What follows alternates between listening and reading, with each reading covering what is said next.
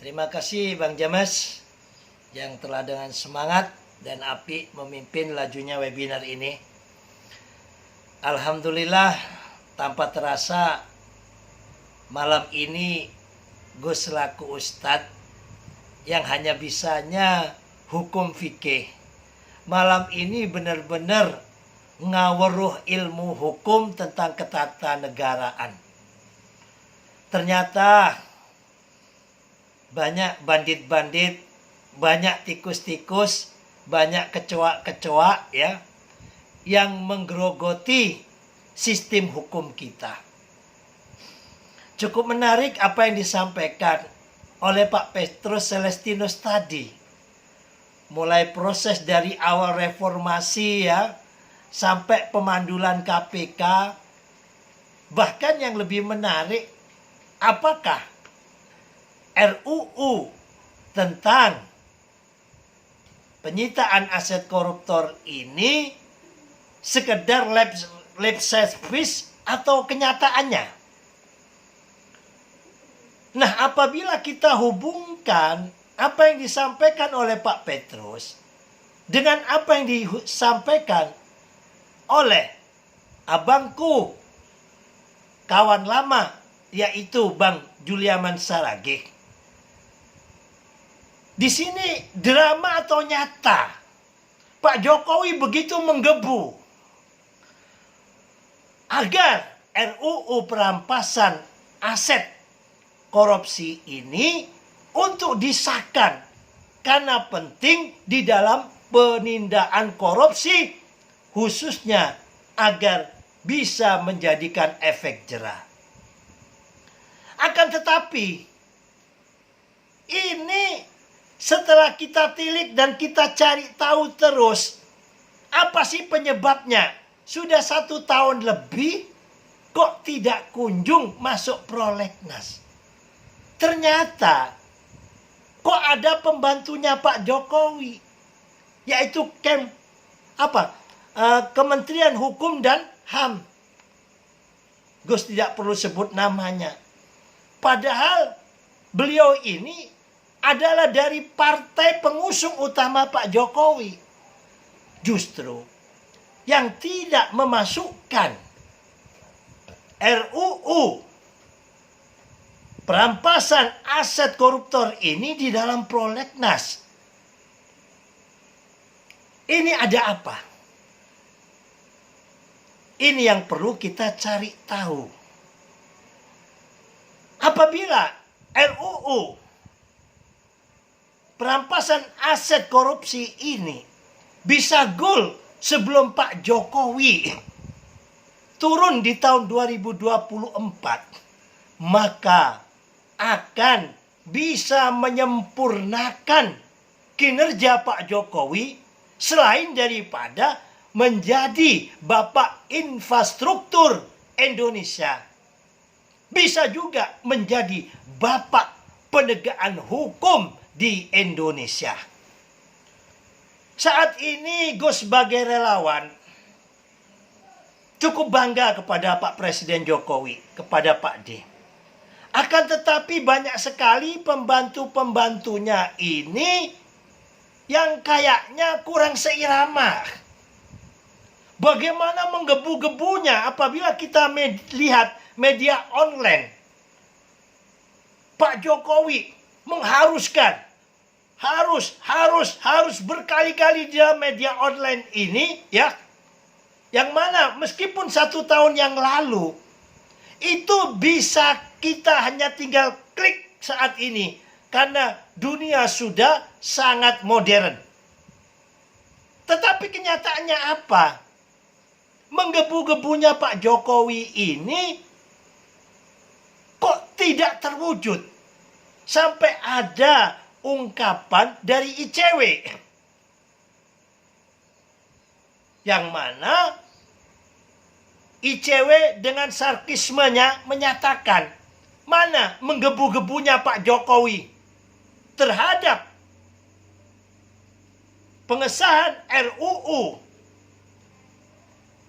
penyitaan aset korupsi ini di tahun 2022 mulai dari 2021 tidak kunjung masuk prolegnas.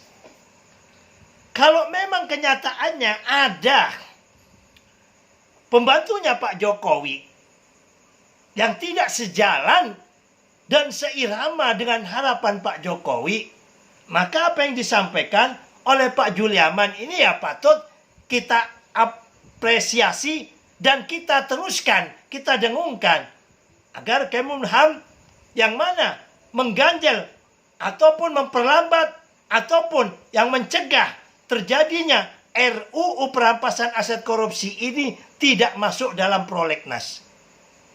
Terus terang, Indonesia ini apa yang tidak ada?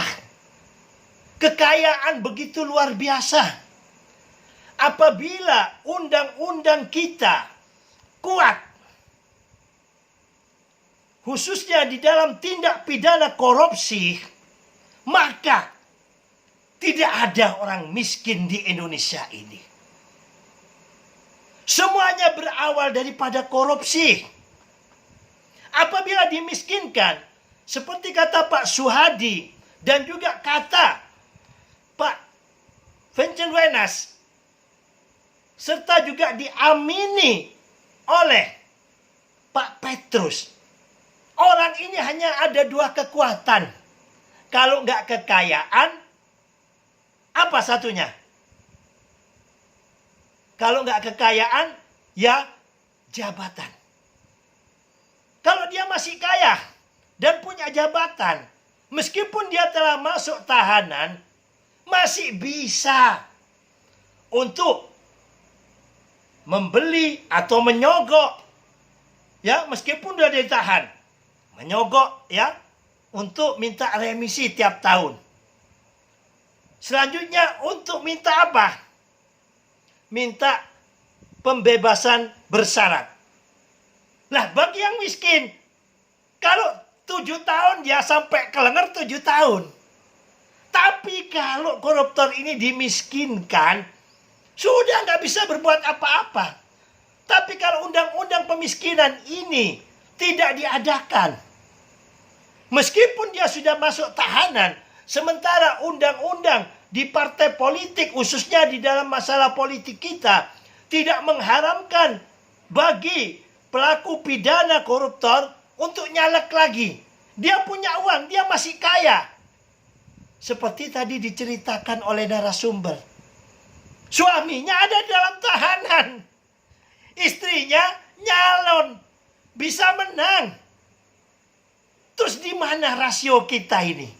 Apa nggak melihat seorang istri koruptor menang? Semuanya apa? Karena uang yang berkuasa.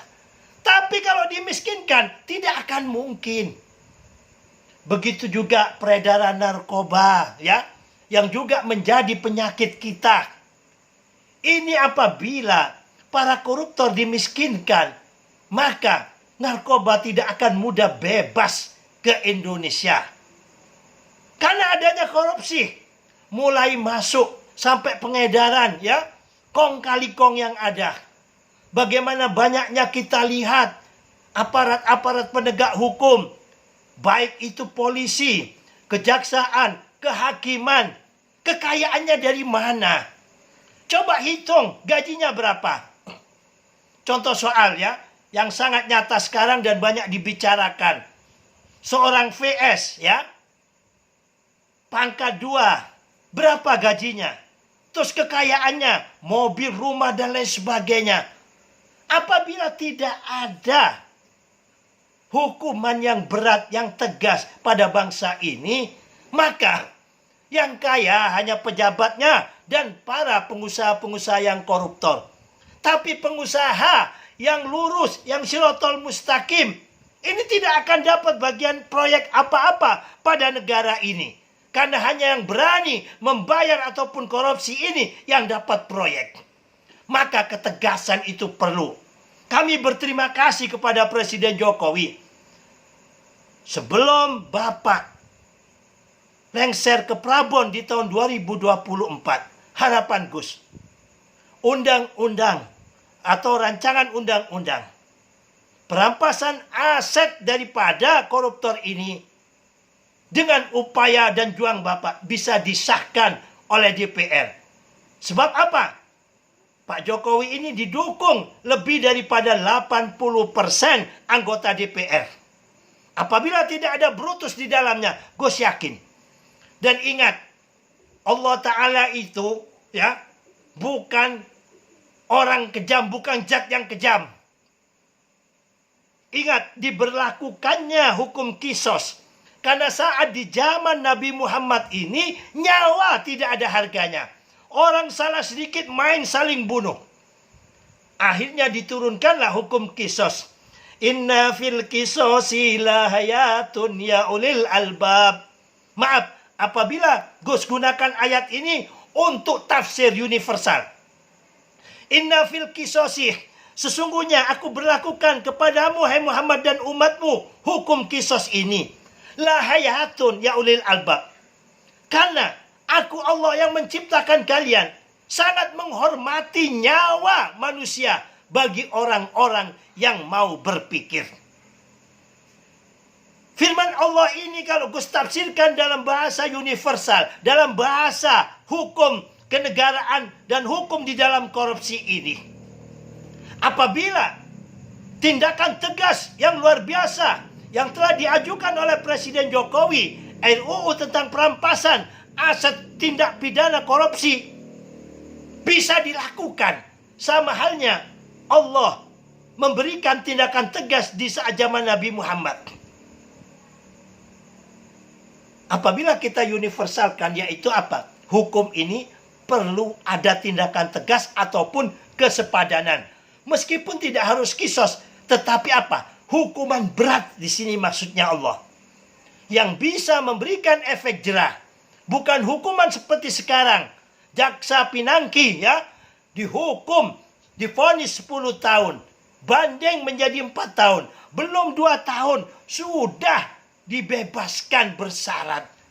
Lah ini perlu hukum kisos dalam artian bahasa Gus, kisos ini bukan terus dibunuh, bukan. Tetapi apa? Hukum yang tegas, hukum yang keras agar ada efek jerah.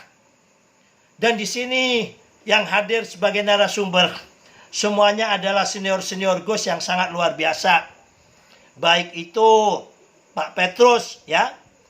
Beliau sekarang ada lembaga LKN yang sangat luar biasa, dan juga Pak Suhadi di samping sebagai Ketua Umum Ninja, Koordinator Tim Merah Hukum Merah Putih. Dan juga Bang Juliaman Saragih ya. Ini pendiri daripada NCBI mulai awal reformasi dulu bersama Gus ya. Gus sering diajak acaranya NCBI, Nation and Character Building ya. Institut. Terus juga Pak Vincent Wenas ini ya di samping perspektif juga jubirnya PSI ya, tapi kita di sini tidak bicara partainya, di perspektifnya. Bagaimana apa yang menjadi harapan para peserta webinar yang ada ini? Semuanya kayaknya satu irama. Kita sama-sama untuk satu kata, lawan korupsi, miskinkan korupsi, yaitu dengan mengesahkan RUU perampasan aset daripada koruptor. Bagaimana langkah ini, webinar ini bisa ditindaklanjuti ya dengan action offline kan gitu, bukan online. Nggak tahu kita bikin surat ataupun bikin petisi ataupun demo ya. Cuman kita bukan mahasiswa ini, demo ini repot juga kalau nggak ada bisnya ya, masa mau jalan capek duluan kan gitu. Apalagi Gus dari Panimbang mau jalan sampai di gedung DPR udah ngos-ngosan gitu ya. Ya mudah-mudahan bisa ditindaklanjuti ya. Jangan pernah lelah untuk mencintai Indonesia ini ya. Mari kita berbuat semampu yang kita berbuat, mumpung kita masih hidup, masih bisa berbuat untuk bangsa dan negara kita. Sebesar apapun yang bisa kita berbuat untuk mengharumkan Indonesia, mari kita lakukan. Kalau kita hanya punya bunga mawar, berikan bunga mawar ini agar Indonesia kita harum. Kalau kita punya bunga melati, berikan bunga melati ini. Inilah anak bangsa yang benar-benar cinta pada bangsa dan negerinya, tidak harus menunggu jadi DPR ataupun menjadi pejabat. Terus berbuatlah kebaikan dan tebarlah kebaikan, jauhkan daripada hoax, ujaran kebencian, dan intoleransi, agar Indonesia sesuai dengan harapan founding father kita, yaitu terwujudnya Bhinneka Tunggal Ika yang sesungguhnya. Salam damai, agama cinta, billahi taufik wal hidayah, waridha wal inayah. Assalamualaikum warahmatullahi wabarakatuh. Waktu kami kembalikan kepada moderator Bang James.